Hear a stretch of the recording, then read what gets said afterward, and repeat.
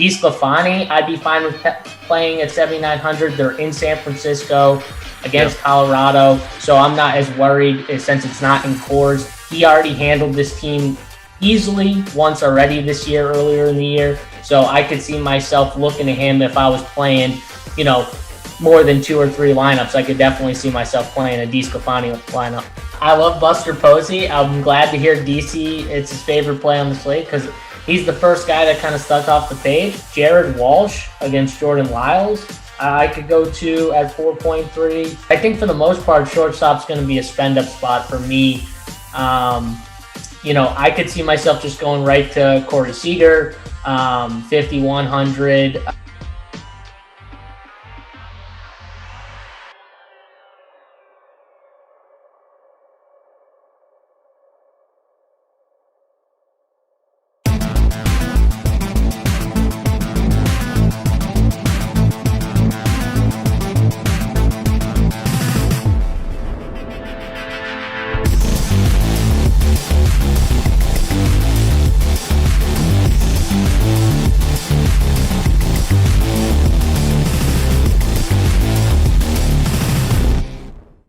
What's going on, everyone? Welcome to the Rumpier Sports Hardwood Show. We're breaking down this Thursday 6-game NBA slate. My boy Big T is back in the office. We're supposed to be joined by JT Hayes as well, but apparently the Atlanta Braves were listening to the show yesterday. And Big T, I don't know if you heard yesterday, you may have been busy, but JT Hayes was touting his pitching arm, said he can still touch, hold on tight, 83 miles an hour. Did he get called up? I mean, what's going on here? I could see it. Yeah. I mean, he's definitely a guy that I could see getting the call up and producing for the big leagues. He's the man. We like what he does. I could see it. I'd roster him. I mean, if he was like 5,500 or something and we could get him nice and stretched out, get us about 80 to 90 pitches, I'd play him for 5,500. Yeah, I mean, he was pretty confident in his skill set. He said still a lot of movement, so he's got the movement at 83. I bet he seems like a guy that can touch the corners, brush you off a little bit, brush you off and come back and, paint that outside corner with that second pitch. I mean, he was confident in his skills yesterday. I would say that much. I'll tell you one thing. So we talked trash about everybody came in for that trip. I mean, I took an L. I mean, freaking Title whooped my ass on the court. It was embarrassing. Mangone took a big L. Looked just awful, one of the wagers. But the little-known fact is I always talk good about my man JT Hayes. His hoop game was maybe the worst one of the whole weekend. It was a lesser-known fact. He was on my team when we played 3s or 4s, whatever we played the one day. Yeah. He was not strong on the court, so he needs to stick to pitching. Yeah, I mean, he's a baseball guy, though. I mean, Mangone's performance was kind of hard to top, though. What happened there? That was a tough. I actually think Mangone might have been stronger than JT Hayes on the court. Is that a hot take? Yeah, I think it might be. Did you watch JT Hayes play that day? I watched. Yeah, I saw him out there. Yeah, I mean, it was bad. Like you might not remember how because he wasn't 1-on-1, so. It wasn't as obvious as Mangone because Mangone could have hit a little bit better 4-on-4.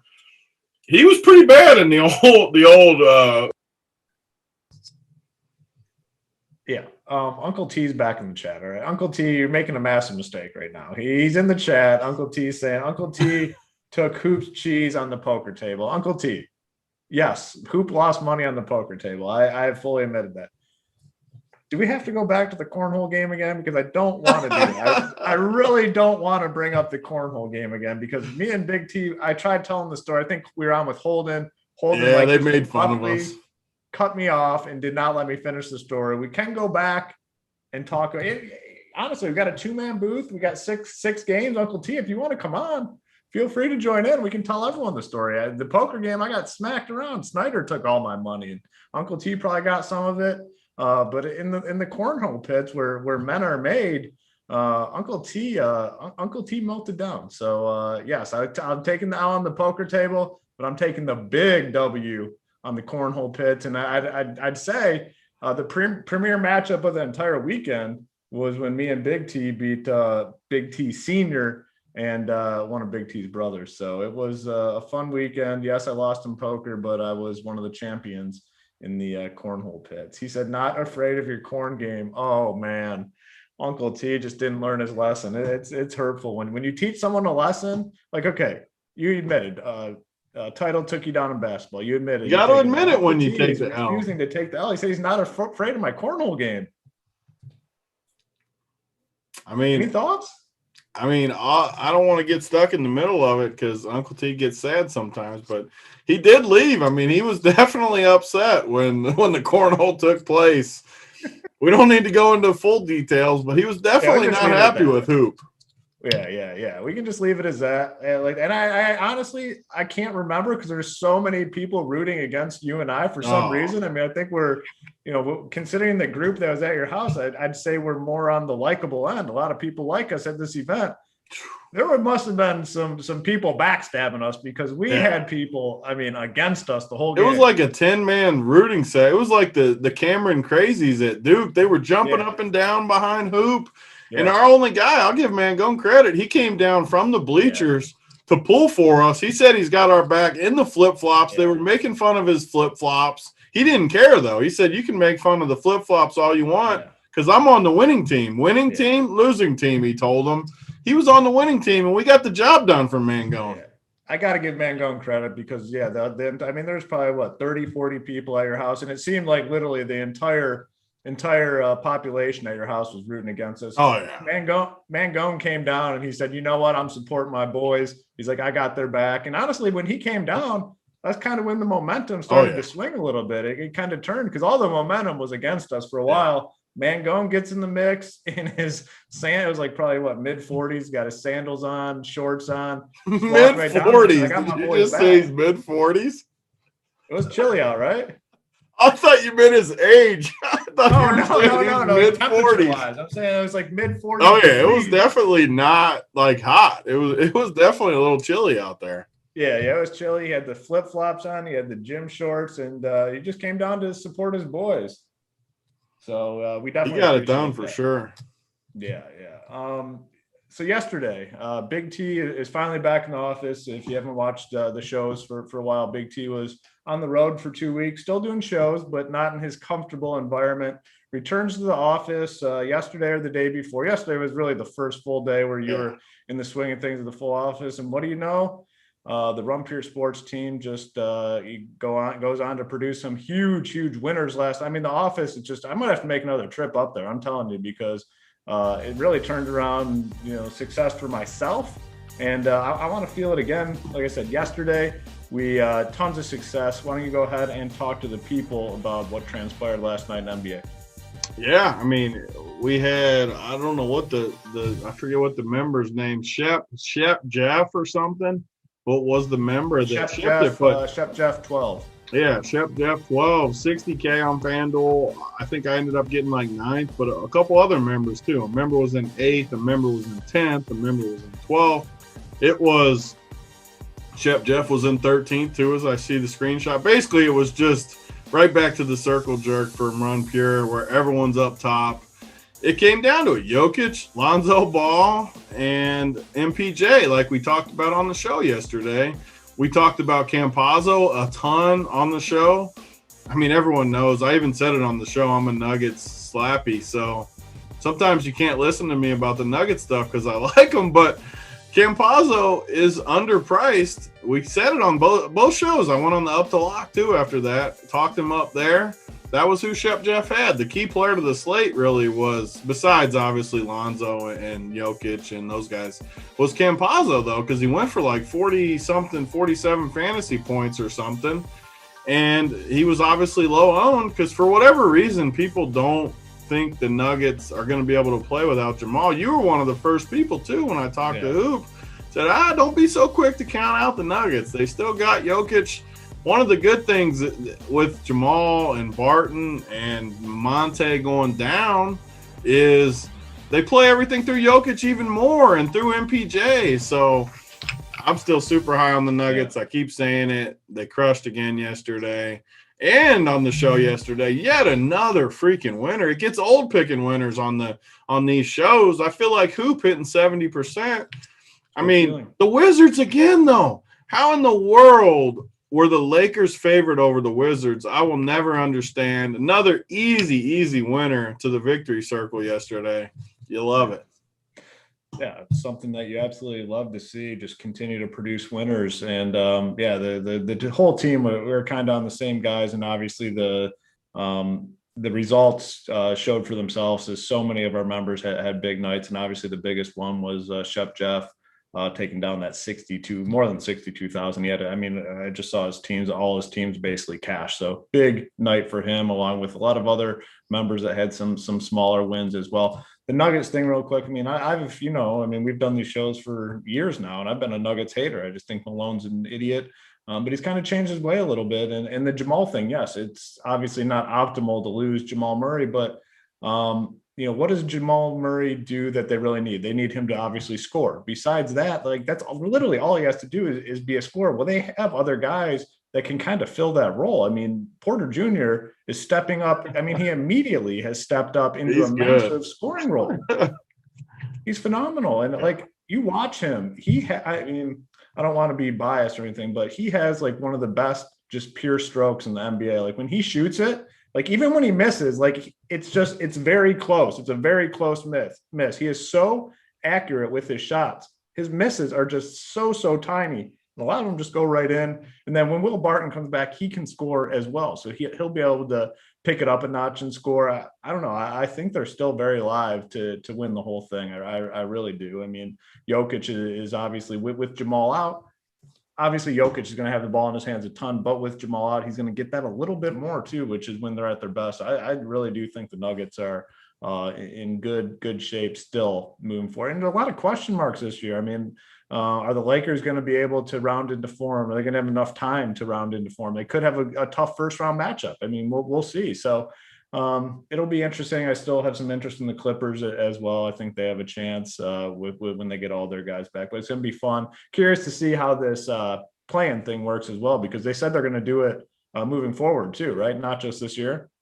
I mean, that's what they say. I guess you never know fully depending on how it happens. But, yeah, I mean, it'll be solid to see, especially if somehow one of these better teams drops down in there. Yeah. Could you imagine if the Lakers somehow drop down into that play-in? That would make it a lot more exciting. So, I mean, if it's just teams like the Spurs and the Mavs and the Pelicans or whoever's actually in the Memphis, I mean – it's not going to be crazy exciting. It'll be fun for DFS, but it's not going to be crazy exciting for the overall. But, man, if the Lakers or somebody or even Dallas with Luka dropped in there, it would definitely be more exciting. Nathaniel Bemule in the chat says, Hoop sounds like the guy playing MJ's teammate on the White Sox in Space Jam. Even when he misses, it looks good. And I'm being serious. When he misses, it's just the dude is one of the best shooters in the NBA. People think I'm a homer. The dude is shooting 50% from the arc. Someone in chat pull up his stats. The dude, so the chart is always what, 90, 50, 40, or whatever it is. I mean, 90 from the free throw, 50 plus from the field, 40 plus from three. Not many people do it. He's well across the three. He shot almost 50%. And how many are contested? They're contested shots. He's just wet. He's really, really good. And the good thing about these guys going down is he has to step up. He doesn't have a choice. He's got to be the second best guy. And Malone, even better, Malone doesn't have a choice. He needs him in there. He can't just randomly put him on the bench like he did last couple of years. He has to play him. And you know what? All of a sudden, he's not that bad of a defender anymore. It's amazing, isn't it, Malone? Yeah. You let him play. All of a sudden, he had a huge block the other night at the end of the game. The dude is just good. Yeah, that excuse, he could no longer use that bullshit excuse that he, missed a defensive assignment or missed a rotation, or whatever it was. I mean, he doesn't have that option anymore. Even if he does suck on defense or make a bad play on defense, can't take him out. Doesn't have that option. So it's, I think that obviously helps the Nuggets as well. All right. I mean, I've hated on the Nuggets for years, so don't say I'm sitting here stroking them. Me and Big T have battled year in, year out about the Nuggets. I always say they suck. I'm on them this year, though. I'm with Big T for the first time ever. We'll see how it ends. We have 6 games. We got a lot of the injury news already. Before we hop into these games, do us a favor, hit the like button, hit the subscribe button. Helps us to continue to bring you guys these videos or shows on a daily basis. So hit the like. Why is K Phallic not on this show with us? Yeah, I mean, they're in the chat talking up. K Phallic's got these charts. Get on here. I mean, we got a booth. We got a booth for you, buddy, ready to go. Like, where are you at, K Phallic? Come on now. Yeah, don't hide. Don't hide. Bring those charts in here. How many games on this slate? 6? Bring your little charts in here for this 6-game slate. We need winners. Charts. We want the charts. K Phallic loves the Nuggets too, though. It might turn into a full stroke here. Oh, I can't have that. The Nuggets talk's done. We're done with the Nuggets. The problem is they're in another good spot tonight. Yeah, they're in a good spot too. Yeah, they're on the damn slate. All right, I guess we're not done. Yeah, Steve Boyne. Of course, we're going to cash this Jokic. We went on the show. This is another talk up for the bets team, but again, I always say it. I don't know why you wouldn't pay $100 for the bedside plus DFS. It's $100 for the whole site. Before the year, though, this is true. I mean, obviously, I'm slobbing the Nuggets, but I went on with spread. We did the preview with one of his other buddies, one of the handicappers. We gave out Jokic as the best play of the preseason, 25-1 MVP. And we're going to hit it because it's up to 500 or 600 now. I know the media is talking up Embiid and Curry. That's the most annoying part about it. Like, I mean, why can't it? Like, why? There we go, K Phallic. There he is. There he is. Ready, right? I mean, if you ever see a 2-man booth, what is that cup? Talking up the damn charts. I mean, just bring your ass. What was that cup, Poop? What kind of cup does he come on here with? Oh, I grab cups at games every once in a while and I just use them. There's nothing better than this size cup, to be honest. Yeah, you got to have a big cup. Is there anything worse? Like, we were just in Denver, like every house we were at, they got all like tiny little cups. You can't even fit like any. I don't understand tiny. Yeah. Cups.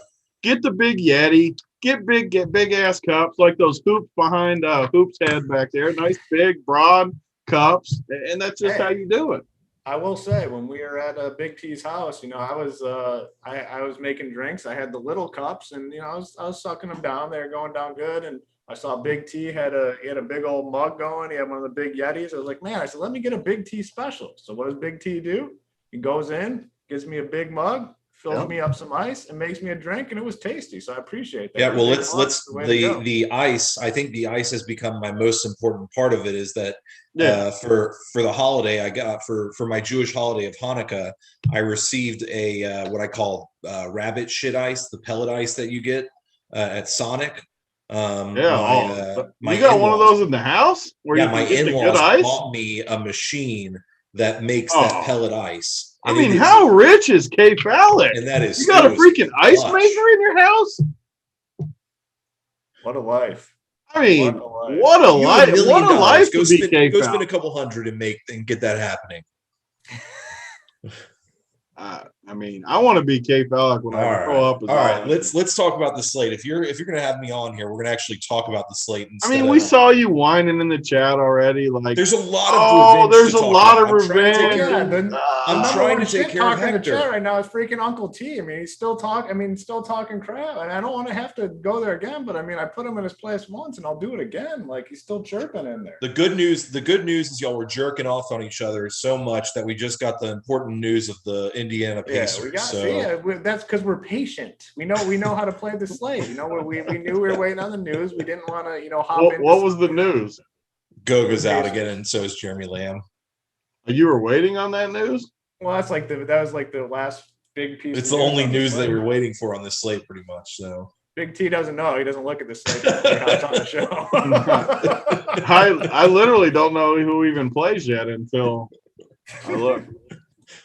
So good that you're leading the troops around with your immense knowledge on the slate. The NBA is easy. We play it every freaking day. We know everybody. It's easy.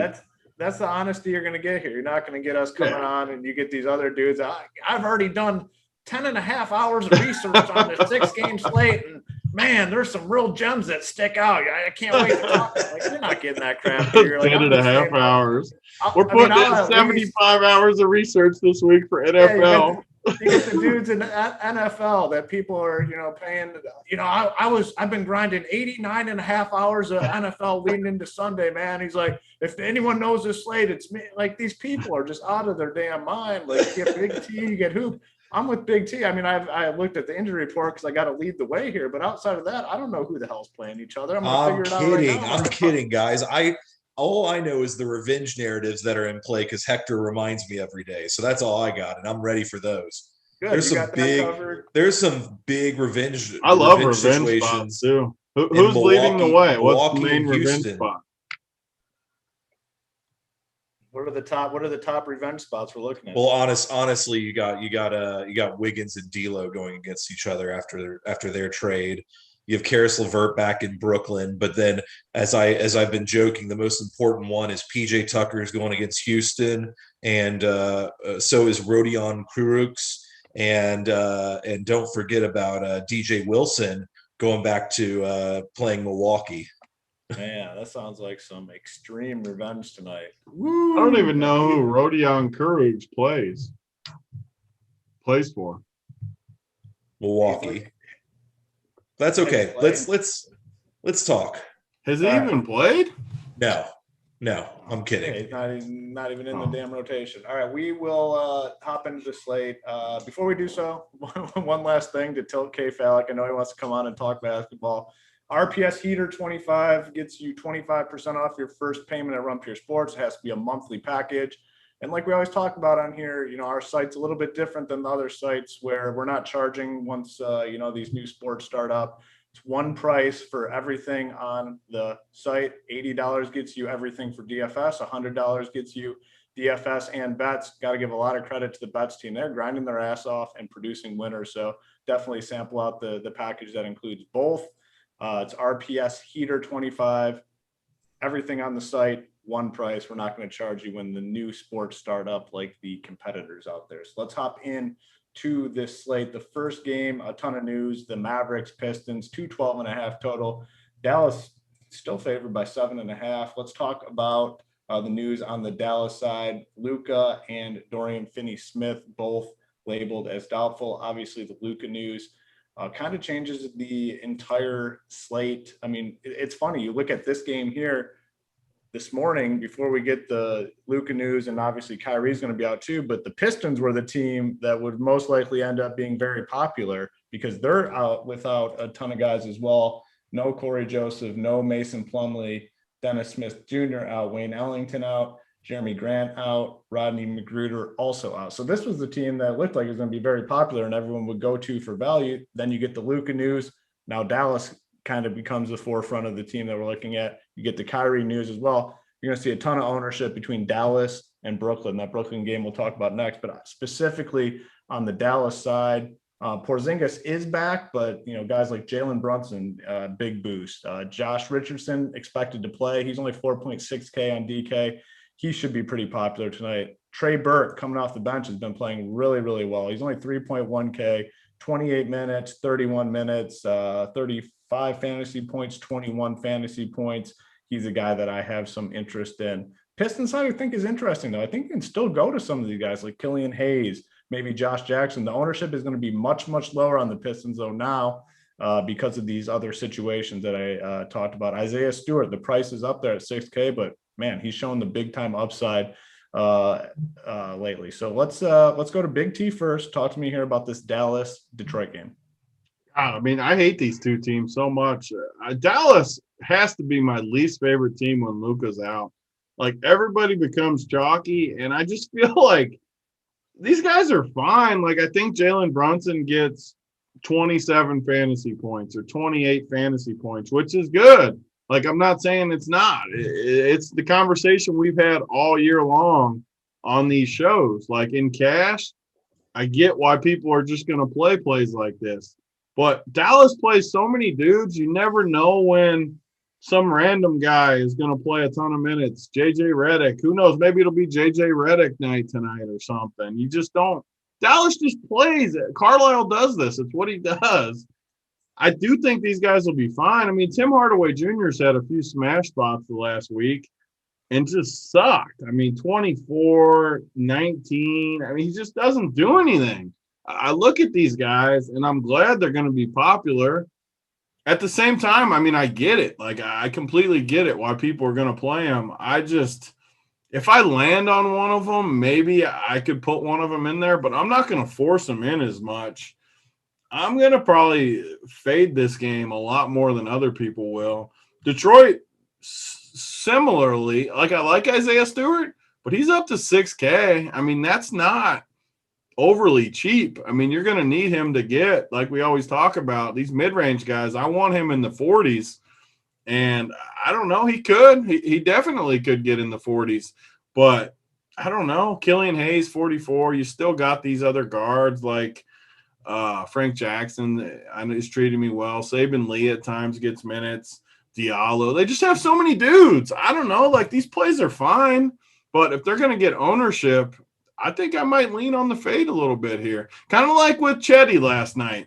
I touted that hard to fade Chetty. I have no idea what he ended up being owned. Did he end up being owned, Hoop? Chetty? I believe he had pretty decent ownership last night, right? He did fine though. He did fine. 5. He ended up crushing. He was really bad early. He ended up. I think he ended up with like 28 points or something like that. Yeah, that's a perfect example though. I mean, he was 5K. Like he was fine. But that's kind of how I feel about these guys. Like if you want 27 from Brunson, go ahead. I mean, in tournaments, I don't know if that'll be enough. I'm interested to hear what K. Fallick thinks.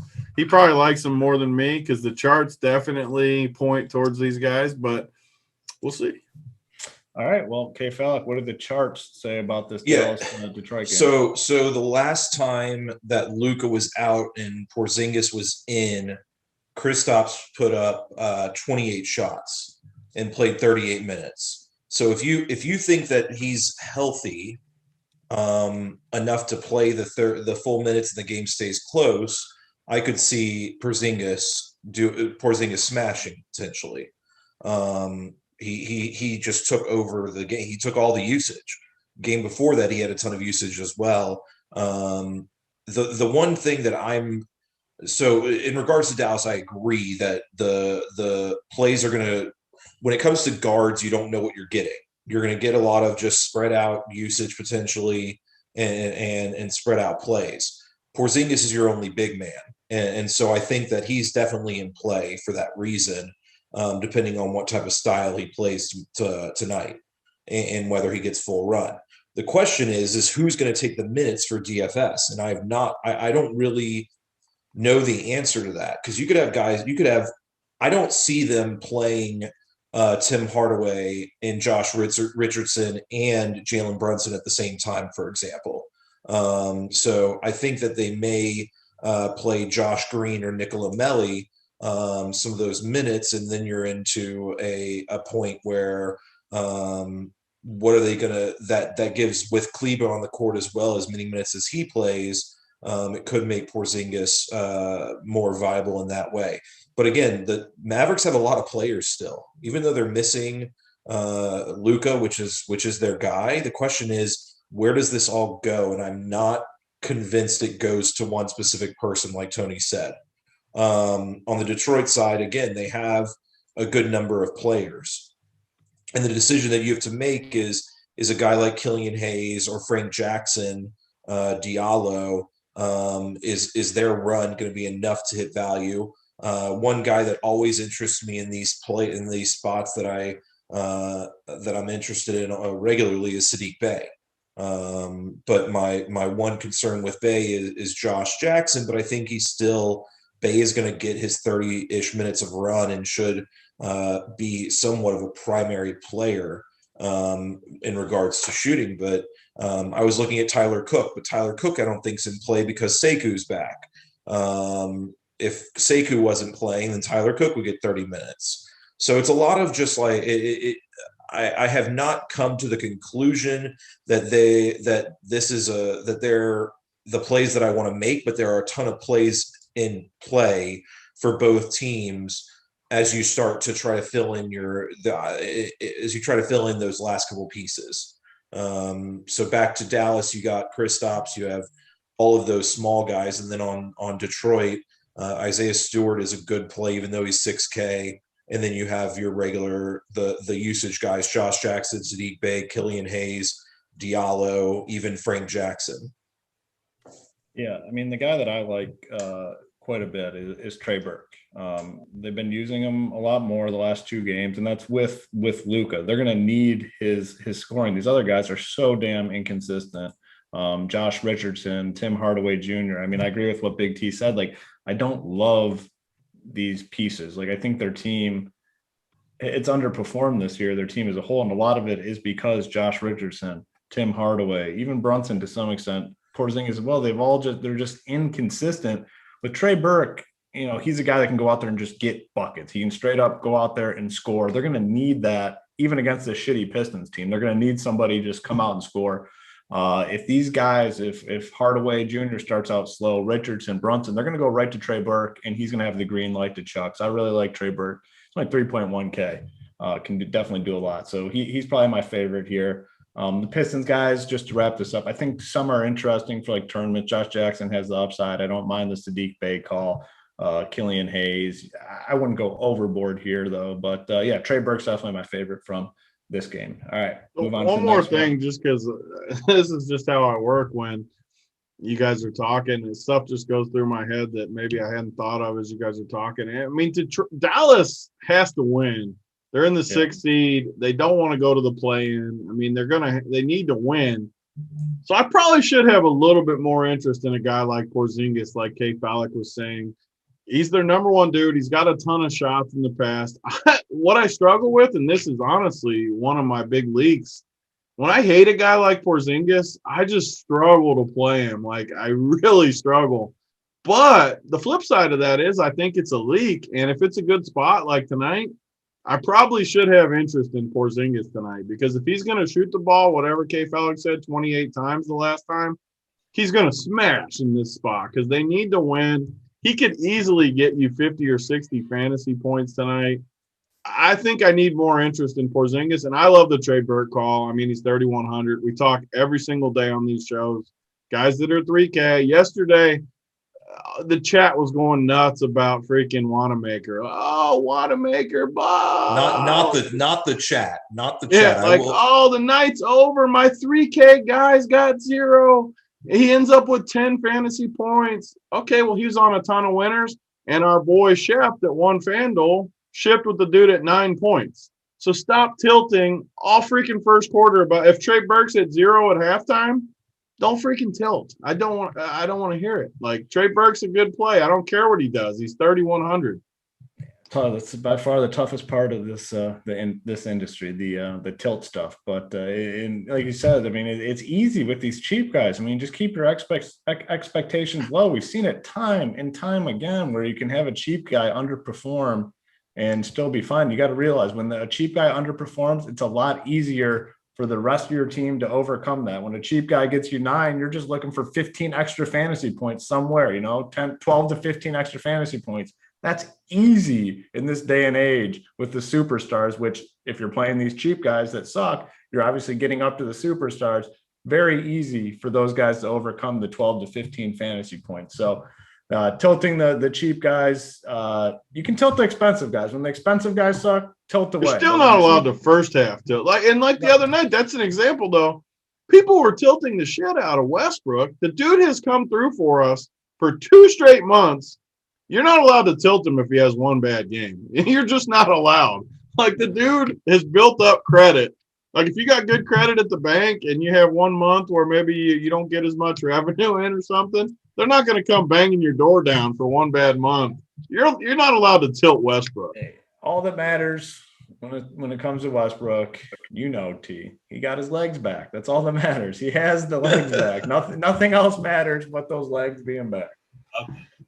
All right, Nets, Pacers, 241.5 total. Brooklyn favored by 5. That's a big total. I didn't realize it was that big, 241.5. Nets favored by 5. The big news here, obviously, Kyrie Irving out. And then we just got the rest of the news that we're kind of waiting on the Pacers side. Goga is going to continue to be out, and Jeremy Lamb will also be out to go along with Sabonis being out. So similar situation on the Pacers side as what we've seen recently. Jakar Sampson will start. He's been very popular lately. I mean, I've been playing him, but he cannot stay out of foul trouble. It seems like he's picking up 2 fouls in the first 5 to 6 minutes. every single game. And now the price tag has come up. He was like low threes. Now he's 3.9. So right there around 4K. Brissett has played phenomenally well. He's 5'3", played 39 minutes last game. And the one thing I will say, that game was a blowout. Who blew them out the other night? Do you remember, Falik? Portland. Was it Portland, Portland? Yeah. It was a massive blowout. They're down by like 30, and he stayed in that game. He got his full rotation, and he played that fourth. He was the only starter that got that fourth quarter run. So that's something to take note of. And I actually like him quite a bit for that reason. I imagine they're going to continue with that. Like, I think his minutes are foolproof. So I think he's a really strong play. Brogdon, the price tag is way up there, but the matchup's good. I mean, 9K for him, but really good matchup. Sumner will play a lot of minutes. He had a stinker last time out against Portland. And then on the Nets side, a lot more value. Obviously, Kevin Durant is just simply mispriced. He's 8.5K. He's looked good since his return. Got up to 32 minutes, almost 33 minutes last game. You have to imagine he'll be 35, 36 tonight in a close game. That price tag is just really bad. 8.5K. Very tough to avoid him tonight. Tyler Johnson, Shaman, Joe Harris, Jeff Green, Mike James, all in play, I think, tonight. All right, we got the official news on Dallas. Luka is officially out. He was doubtful, but that's good to have that. So ton of guys here on the net side, starting with Kevin Durant, who I think is close to a lock in all formats tonight. And then on the Pacers side, favorite Pacer by far is Brissett, for that reason that he got all that fourth quarter run when they were down by 30. So let's go to you first, K. Falik. Thoughts here on this Nets Pacers game? So I stacked up the Portland Indiana game last time, and if it did not blow out, it would have been the game for sure. It was such a good game that's just was through the roof. Indiana, I don't think, has played defense since Miles Turner and why am I blanking? Sabonis have been out. And I don't see that changing. And I anticipate being K Falik, as we like to say, Big T 777. It's gonna be K Falik 777 tonight, because I just really, really like this spot again. Indiana doesn't play defense, and you've got Kyrie out, but just as importantly, you have Bruce Brown out, which I think is an important piece of news that people are not realizing as much as they should. I think that guys like, as we said, Kevin Durant, almost a lock for sure. Joe Harris has been so much better now that you have the two studs on the court. He's getting those wide open 3-point shots again. He's getting the opportunities for rebounds because they're going smaller. DeAndre Jordan's not on the court necessarily as much. So you have Blake Griffin, Kevin Durant, Joe Harris, and then they've had a lot of Landry Shamet and then either Mike James or Tyler Johnson is what I expect to be most of their rotation, and they're playing it tight still. So all of those guys that I just listed off, I think are squarely in play, including Blake Griffin is in play in this type of situation. So that's how I look at the Brooklyn side, is that just all those guys are good plays and underpriced. On the Indiana side, it sticks with, I'm probably going to stick to my three guys that I've been interested in, which is Malcolm Brogdon, Karis LeVert, and Brissett. Those are the three guys that I've been playing. I do think Jakar Sampson is in play if he somehow stays out of foul trouble, but I'm not sure he'll even get as much run tonight anyways. Sumner, if he gets full run, has been good as well. I'm just not sure I need it tonight. 4-4 on DraftKings, 5-3 on FanDuel. So I am incredibly interested in this game. If it stays close, I anticipate it to be the game that's going to win tourneys tonight. Is this Brooklyn Indiana game? Yeah, I definitely agree with you and like that breakdown. Big T, anything to add to this one? Yeah, I agree. I mean, Indiana feels like maybe the best plays of the slate. Like, no one ever plays Karis LeVert. He has struggled at times. I mean, he's had some bad games, but as tournament players, I mean, the dude has 50 to 60 point upside. And this is the matchup for it. Indiana, so let me pull these standings. I already shut them down. Indiana definitely needs to win, though. I don't know their exact spot on the standings, but I think they're battling right in that range where they need to win for sure. So I think Brogdon and LeVert. Sorry, Tony, they're the 9 seed. Yeah. How far out of the 6 are they? 3 games. So they're 3 games out of the 6, but they're also 3 games out of the 11 too. So they need wins. They need to win for sure. And I love these guys because Brooklyn is shorthanded. They're not going to play defense. K-Falix all over it. This game is a guaranteed crusher as long as it doesn't blow out, which it could blow out either direction. I don't think Brooklyn's safe from a blowout the other way. Indiana, if they play really good, they could blow this Brooklyn team out. Brooklyn obviously could blow Indiana out, and I just hope it doesn't. If it blows out, we lose. That's fine. It easily could happen. If it stays close, though, it's going to be an offensive game. They're going to be up and down. They're going to be scoring. They're going to crush. You're going to get LeVert at 1% owned. No one's going to play freaking Karis LeVert. I'm going to play him. Brooklyn is those are, I agree completely with Indiana. Brogdon, LeVert, O'Shea, the only 3 I can play from Indiana. All 3 great plays. I love all 3 of them. Brooklyn side, I think is interesting. So Mike James feels like a total lock to me at 3,200, like total lock. He's going to crush. They want to get him ready for the postseason because I mean, I haven't gone in depth about this. I talked about it a couple days ago that I think that James Harden is more injured than Brooklyn is saying. So they want to be prepared to have Mike James, who's the playmaker that can replace James Harden. Sorry to cut you off, but that was why. And I think that we agreed on that the last time we were on. So right when Harden got hurt, one of my buddies, one of the Nuggets guys, texted me right away and said, Harden is he's getting an MRI. He's more hurt than people think. Because with stars, we always think like LeBron. He's not actually hurt. He's just resting for the playoffs. We always think that because it's true. They all just sit and wait for the playoffs. But that's why it caught me off guard when he said Harden is more hurt than people think. K-Falix said it. I think it's true. So they're going to need Mike James, and I just think he's a total lock. 3,200 goes back to the same point we just made on the last game. What's the worst that could happen? He sucks and gets you 12? Okay, then he gets us 12, and we try to make it up in other spots. He's a great play. It is a little thin just because do we play Burke? Do we play James? Do we play both? I don't know. You start to run a little thin with guards, and Tyler Johnson's going to play a bunch of minutes too with these guys out. So at least Tyler Johnson's shooting guard eligible, so you can play both of them together. Joe Harris is a good play. Jeff Green's been good. The one guy that I think is a very easy fade that cash people probably won't agree with, and I know everyone that watches my shows will know who I'm talking about, but Shamet for 4,100 is like a crazy easy fade for me. I would much rather play. I think that's fair. Yeah. And Mike James and Tyler Johnson for 1K cheaper. There's no way I'm playing Landry Shamet over those 2 guys. I'm just not doing it. And you're not going to play. I mean, you don't want to play just all 3 guards right there, James, Tyler, Shamet. I don't think you can play him. But if I did play him, I would probably be under on James and Tyler Johnson. I'm just going to play the 2 cheapies, though. And Burke, too. I'd rank all 3 of those guys ahead of Shamet. So Durant's the interesting one. I guess it just depends. He's a total lock in cash, a total lock to be the best play of the slate.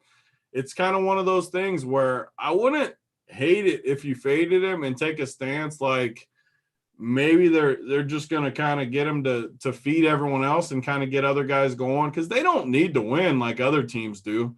Brooklyn, they don't need to run him out there crazy. This could be a game that they just kind of punt and let other guys kind of go with it a little bit. Mike, again, you got to understand what I'm saying. The people that have watched our shows, I'm not saying Kevin Durant is a bad play. He's friggin' 8,500. He's going to be 75% owned in the high stakes. He's a great play for a reason. He's underpriced.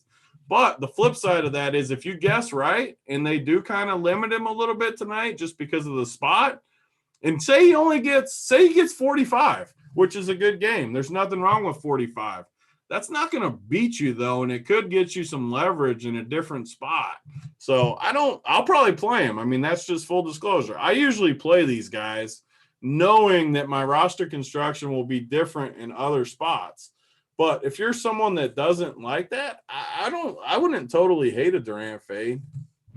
Yeah, I mean, clearly going to be the highest owned guy on the slate. I mean, if he was 1,500 more, I mean, if he was 10K, people would still be playing him, and he'd probably still be the highest owned guy on the slate. You're getting an extreme discount. If you do go the route where you don't play him, how many secondary Nets guys should you have? I mean, I would play all these right? guys. Yeah, I would probably even play Shamet, maybe even just play like all these dudes. Yeah. The other one that stands out, I mean, Jeff Green, I think, is a phenomenal play tonight. Yeah, I totally skipped over him, but he is a great play. Yeah, he's a really strong play. I mean, the minutes have been very stable lately. The production has been stable. I mean, he's shooting the ball, looks like around average of 12 over his last 12 shots over his last 8 games. That will probably go up tonight with Kyrie out. I think he's a really, really strong play tonight. A lot of good plays. I mean, the reason we spent so much on these first 2 games, they're obviously the 2 premier games, DFS games on the slate. But I mean, you look at Big T's approach where he's talking about maybe being lighter on Dallas. You got basically 30-point difference in the total between that Dallas game and this Nets game. I mean, that Dallas-Detroit game is at 212. This Brooklyn-Indiana game is 240, almost 242. So maybe there's some merit to that. Definitely something to look into. But these 2 games are definitely 2 of the more important games on the slate. I would just say to be careful, though. Like, I feel like this is one of my strengths, being able to read into these spots and see stuff that I don't think a lot of other people see. I wouldn't be shocked if Brooklyn eases up on this game a little bit. I would just be careful with. You look at the last couple games they've played, it's versus contenders. Like, they played at Toronto versus Phoenix versus Boston, at Toronto again, at New Orleans, at Miami. They've had a tough stretch of games. Now they get a game versus Indiana when Kyrie's out. Obviously, Harden's already out. It feels like a game where they could let off the pedal a little bit and not try to which means back to the bet side, maybe Indiana's a play we play tonight. Getting 5 points. Indiana needs to win. Brooklyn doesn't really need to win. I think there's a scenario that Brooklyn eases up a little bit here in this game. But even in that situation, Indiana's defense has been just so horrific. Yeah, I love Brooklyn guys. I'm just saying it may, as you said, mean that you don't play Kevin Durant, but you have safety with your depth for Brooklyn no matter what. That they got to get Mike James going. They have to. They want to keep Joe Harris going with what he's got going right now. Jeff Green's going to get his run no matter what. These guys are going to get run no matter what. It's just a question of will a few lose a few minutes. Is the way I look at it. So, yeah, Brandon Davis says Brooklyn wants the 1 seed, in my opinion. Sure, they want the 1 seed, but do they really care? There's no fans this year, really.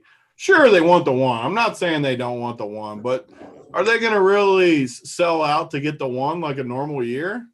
Probably not, in my opinion. No, I mean, and plus without a ton of fans and stuff, I mean, the incentive is not really there. But yeah, they want the 1. Are they're gonna fight tooth and nail to get it? Probably not. We'll see. It's interesting thought there for sure.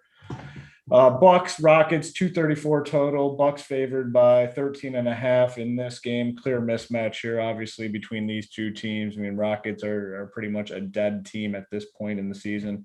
Obviously, they're in a situation, though, where they're still going to be without a lot of their key guys. John Wall obviously being out, House out.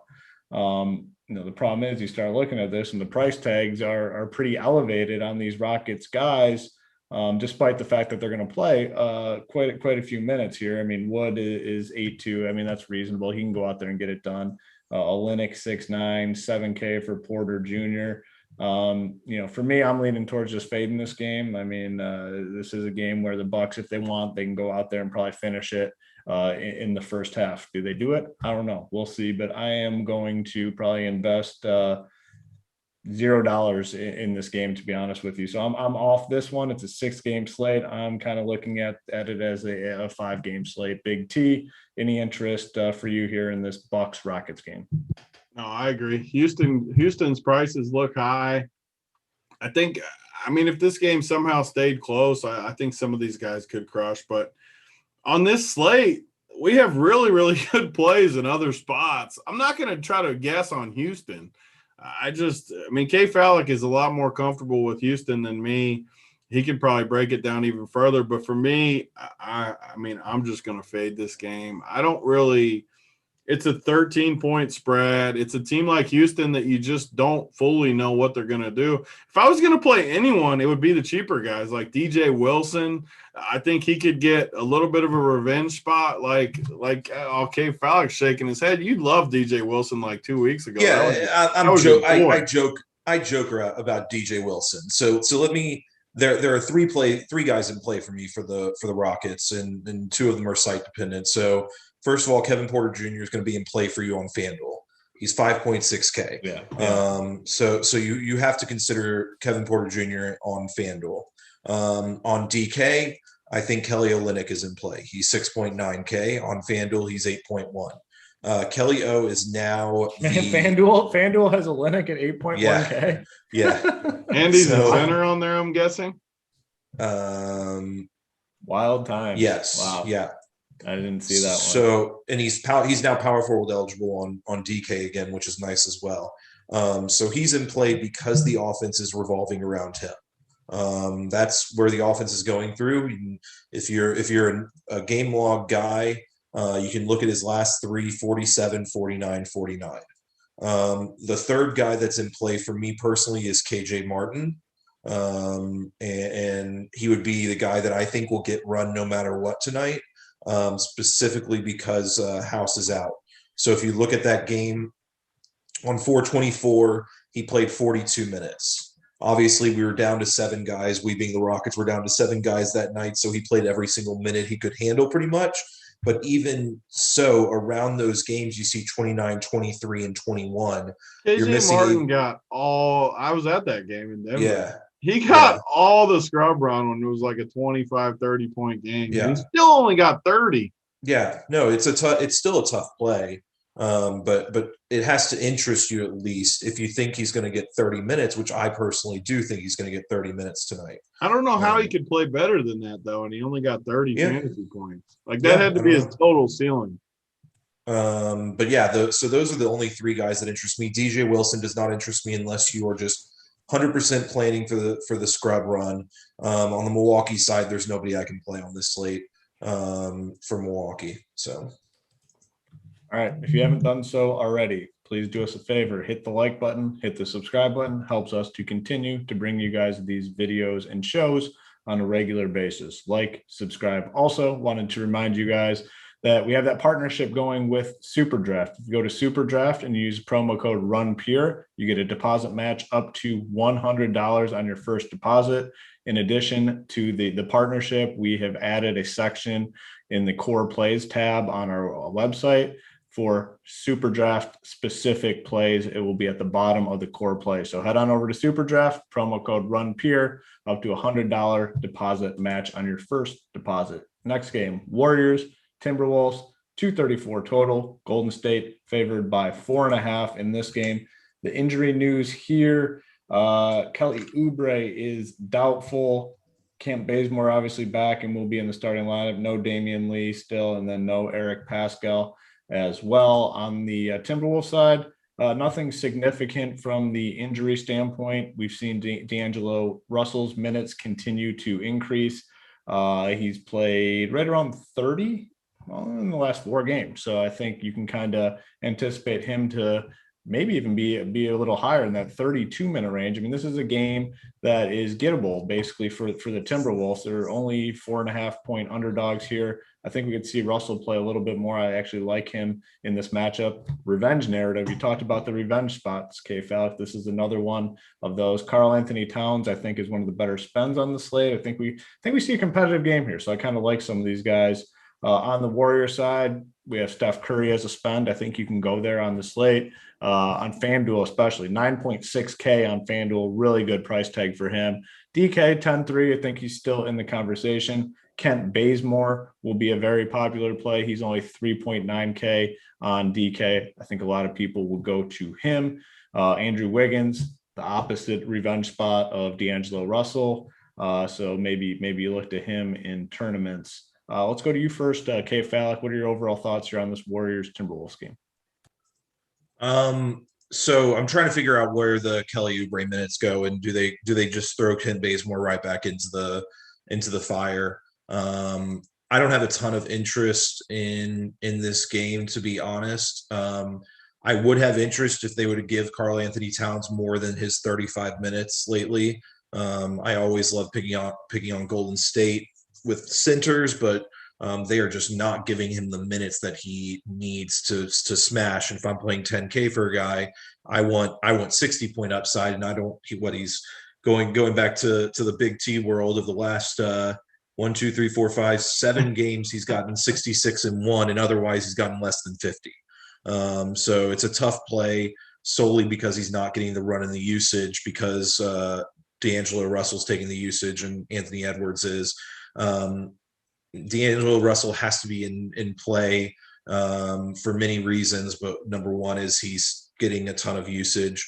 The question is, can he make his shots? Can he be effective with his minutes that he gets? Otherwise, I don't have interest in any of the rest of the guys on Minnesota.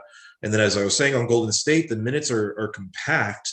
But the question is who benefits the most in this situation? And I have not found who benefits the most. I always love JTA, as we all know, but I don't think you can play him tonight with what is available to you.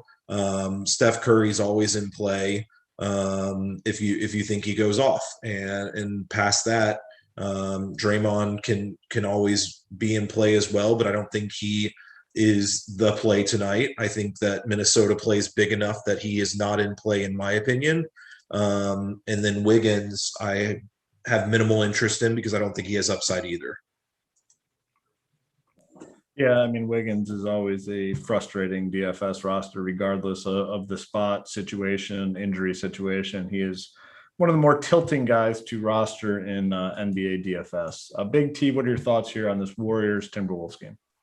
Yeah, I mean, K. Fallick talked about it for a minute with Towns, and this is where I think sometimes not being stat oriented.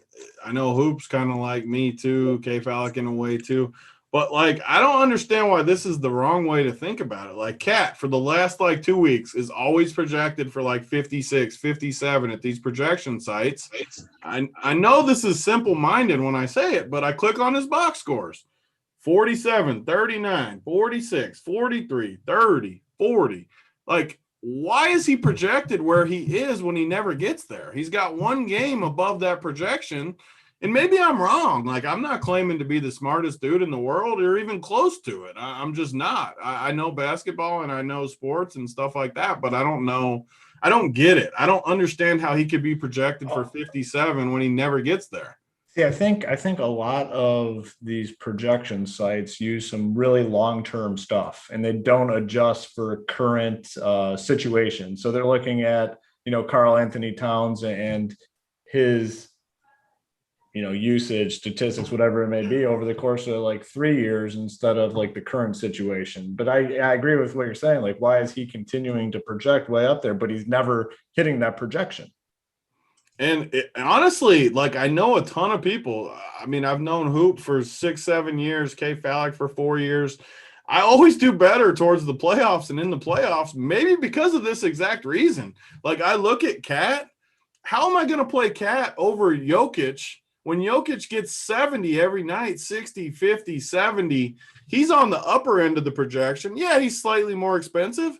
But if you're paying 10K for Cat and 11K for Jokic, it's the same thing, same price to me. Why in the world would I ever play Cat over Jokic? I just don't see it. Maybe that's why I do good at the end of the year, because you got all these projection slappies that just click the projections and play the teams, and I obviously don't do that.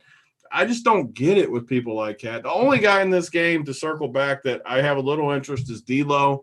Just going against Golden State. They never really liked him there. He's looked pretty good lately, and his price is it's manageable at 6,700. I can definitely play him in this spot.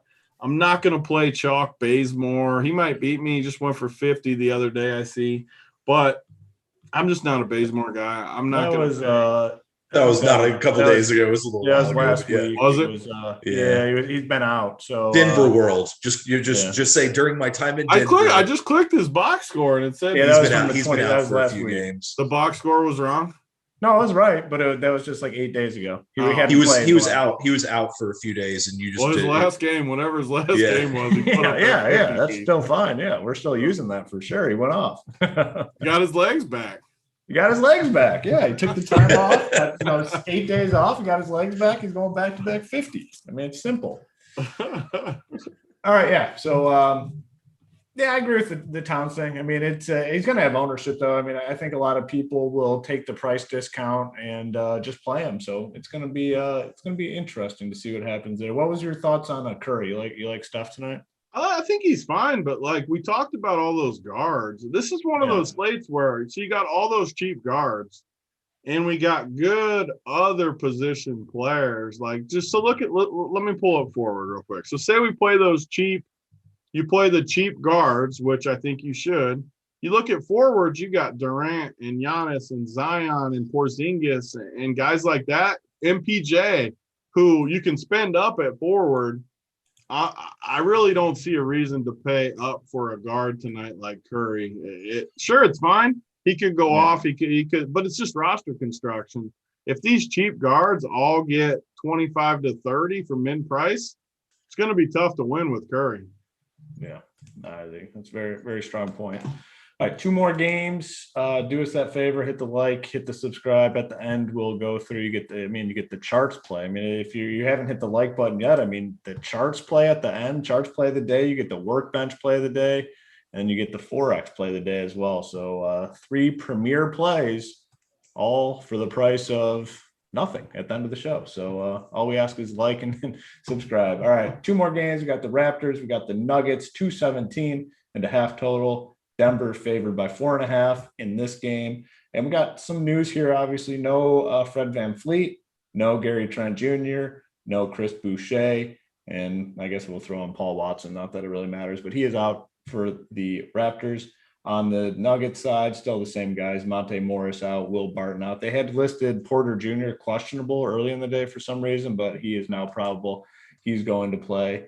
On the Raptors side, without Fred VanVleet, I think we can take a look at Kyle Lowry. He's only 7.1K on DK, should play, upper 30s in terms of minutes. And even if he's not super efficient, those minutes in the lower price tag, I think he has a chance to get there and be pretty big on the slate. On FanDuel, wow, he's only 6.4K for Kyle Lowry. That is a crazy low price tag. So definitely like me some Lowry tonight. It's probably it on the Toronto side. On the Nuggets side, it's the same guys. I mean, Jokic, I think, is the premier spend on the slate, and people continue to make excuses or look for reasons not to play him for some reason. He's just the most stable source of fantasy points in the NBA at this point in the season. So sign me up for some Jokic.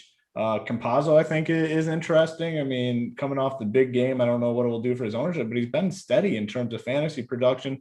The minutes are going to be 30 or above. Obviously, they're going to need him on the court to keep up with Kyle Lowry. So I definitely like Campazzo. Porter Jr., I mean, the price tag is up there. It's going to keep people off him, but man, he just continues to crush. And in these close games, he's getting all the minutes he can handle. But like I said, the price tag is going to keep people off him. So this is definitely an interesting spot here for DFS purposes. We'll stick with you, Big T. This is your squad, the Nuggets. What are your thoughts here on this game? Yeah, I mean, you're getting the same spot as last night, and all these projection sites have Jokic and Cat basically projected the same, with Jokic 1,000 extra. So we're going to get Jokic lower owned than we should on a 6-game slate. The Nuggets are just going to keep winning. They need to win, and I'm just going to keep playing them. And I'm just going to ride it out. No one is going to play MPJ again tonight, too, when you got Kevin Durant, you got Porzingis, you got all these other guys, Giannis, in that same range. No one's going to play MPJ for 8,300. He played 40 minutes last night. He hasn't really got full run because of the blowouts in the other games. There was a blowout versus Houston, 36 minutes. A blowout versus Memphis, 36 minutes. Golden State, 36 minutes. 40 minutes. Like, he's going to play 40 minutes, I think. and his upside is off the charts against Toronto. So, yeah, he's not as safe as Durant and Porzingis and these guys, I don't think. But he could win you the slate. Like he won JSU all the money a few nights ago. Last night he won our boy Shep all the money. Definitely great plays. Campazzo at 4,600. Again, it's guards though. Can we play Campazzo over those 3K guys? It's probably not optimal, but you know what? When he goes for 40 something again and those guys get 20, you got a chance to ship the whole slate. So he's definitely in play. Don't forget about PJ Dozier. He's been a little quiet, but PJ Dozier could bounce off too. I like all these dudes because they're going to have to play all the minutes. I mean, in a close game. And the only guy for Toronto, another guy at the same position, power forward, Pascal. No one's going to play Pascal. The Nuggets struggle with guys like Pascal. I know they handled Zion last night pretty efficiently, but don't be surprised if Pascal pops off tonight at a low ownership.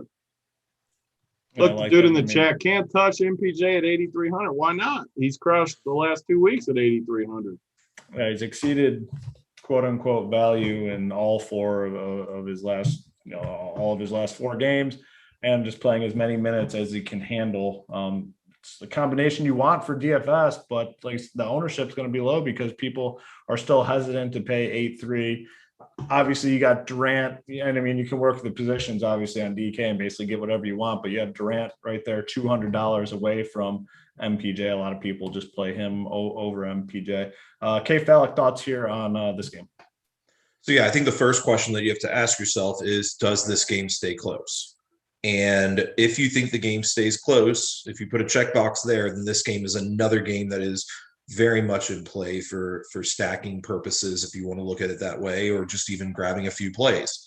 I think some guys that I agree with what Tony said in regards to Denver, if the game stays close. If the game stays close on Toronto's side, 2 guys that I would add, or even 3 guys I'd add outside of Pascal, is Kyle Lowry, as was said by Hoop. I think OG is become a good play for DFS with no Fred VanVleet. He's going to be an important piece. And then the only guy that can potentially stop Jokic tonight is Khem Birch. And Khem Birch has actually been playing 30. He played 32, 29, and 32 minutes the last 3 games. So if you think the game is going to stay close, then the answer is that this is very much a game in play to really focus in ownership on these guys when they're going to be low owned. I'm just not convinced it's going to be close. I think Denver can blow out Toronto without Fred being out there. I think is my concern. I guess Tony does not agree. No, I don't agree with this dude in chat. Kevin, no shot MPJ can get 60. He just got 60 like 2 games ago. Like he's only had 5 games without Jamal. We got a 5-game sample size. What are you talking about, Parabay? Yep. Yeah. Sorry, I mean, no, that's really all my thoughts is I think you either fade this game in preparation for it to be a blowout, or you need to lock in some pieces because the minutes are very condensed with both Denver and Toronto at this point.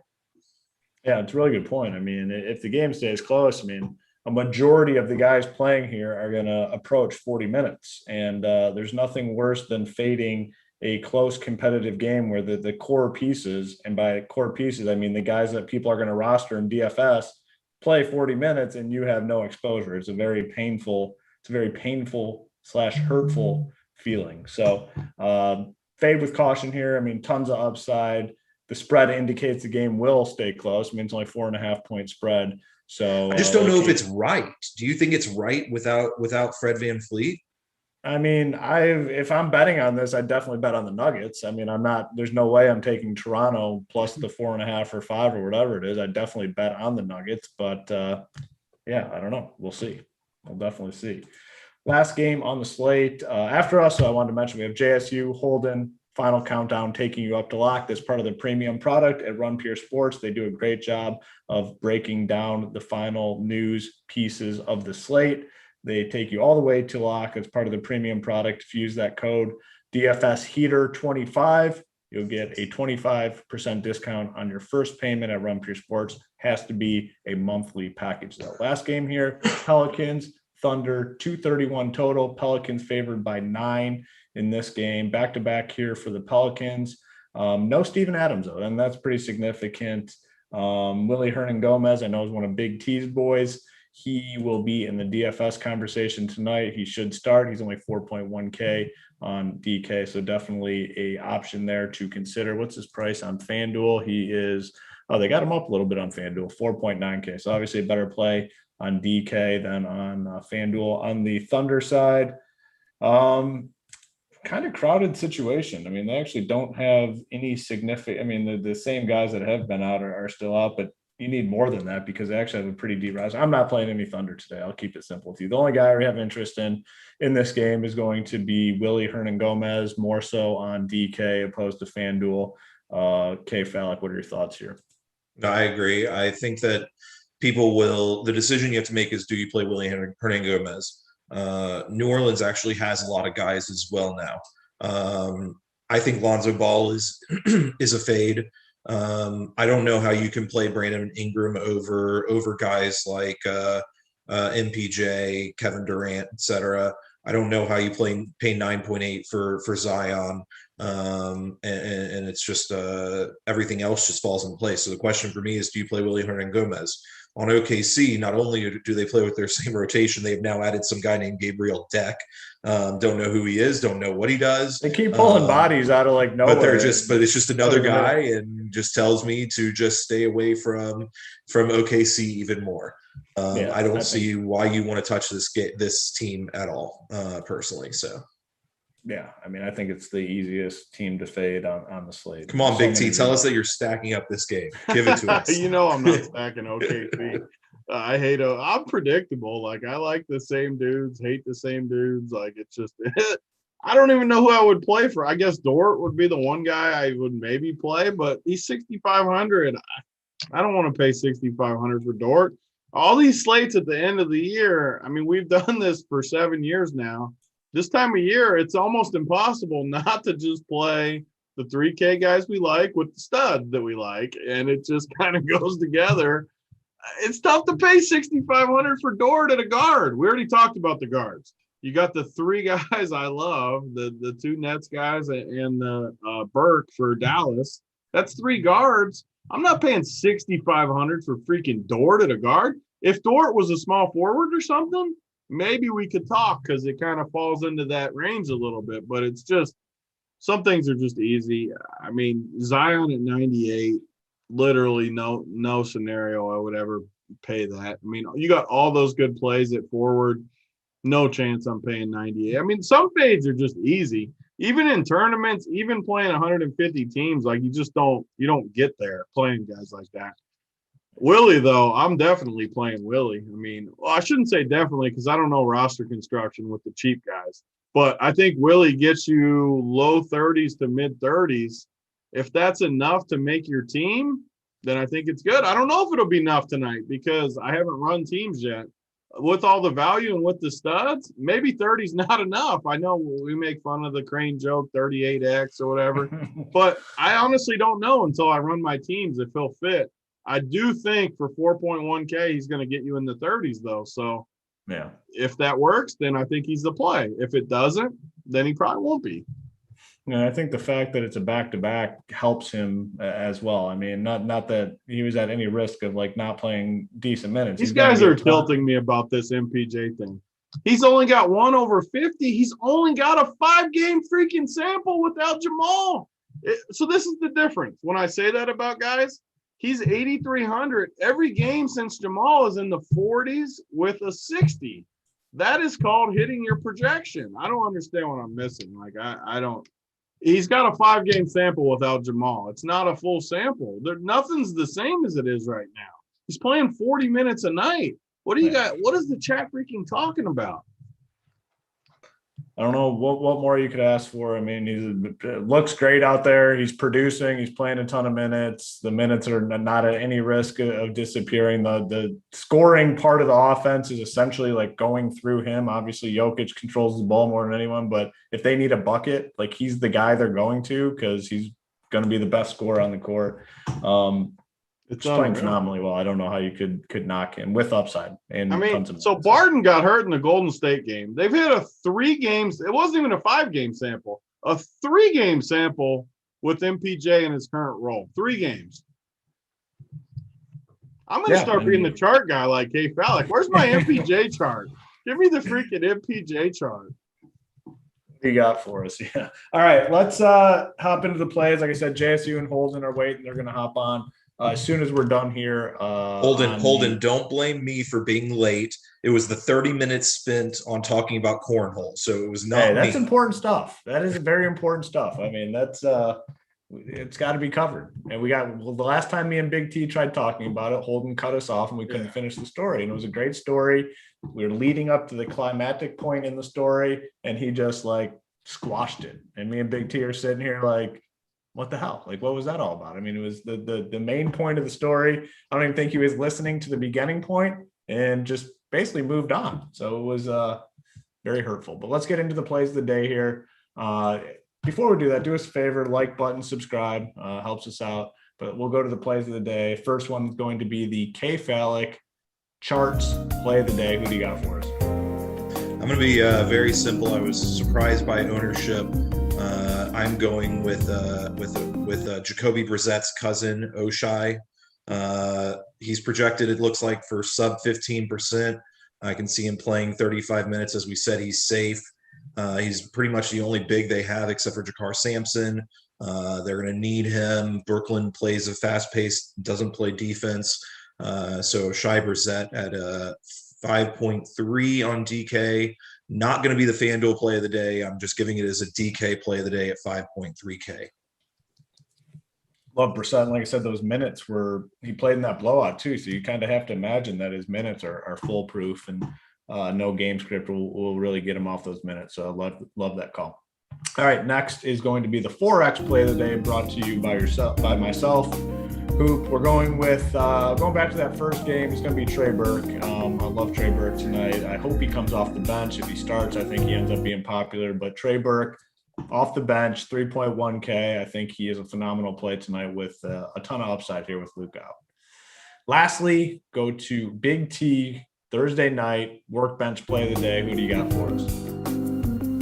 I'm tempted to come back with my boy Facu, but I don't know if I'm gonna play him yet. So own the chat. I'll own the chat and do what's right. I'm not gonna. It's not gonna be MPJ tonight. Come on. I like it, but there's a decent chance I don't play MPJ on my team. All so right. I do like it, and I would love to own the chat, but I'm more. I always want to. You know how I am. I'm always honest. I want to pick a guy that I know I'm going to play, and I know I'm going to play Karis LeVert tonight. So I'm going with him. He's going to be 1% owned tonight, 2% owned. It's crazy LeVert against his former team, and I'm going with him. You give me a low-owned guy. He's 8K. He's another guard to where maybe we don't play all three of the – you can't even play all three of them. But I'm going to play LeVert. I think he can get me 50 or 60, and that's my guy tonight. I love Mike James too. His ownership's going to be higher. He could fall into that bucket. But LeVert, definitely my workbench. Love the LeVert call. I played him, I think it was on – I don't know. I played him maybe last week, and no one plays him, man. No one. In these close games, he gets all the minutes. In the competitive games, he's going to play a ton. And revenge going against his old team. And I like revenge when the guy's going to have the ball in his hands. Not necessarily like a big that's dependent on someone dumping the ball to him. He sometimes dictates where the ball goes on offense. So definitely like that call. But that's going to do it for us. Like I said, JSU, Holden, Final Countdown. Go check those guys out. We're going to get on out of here, though. For K. Fallick, Big T, I'm Hoop. Good luck tonight in your contest.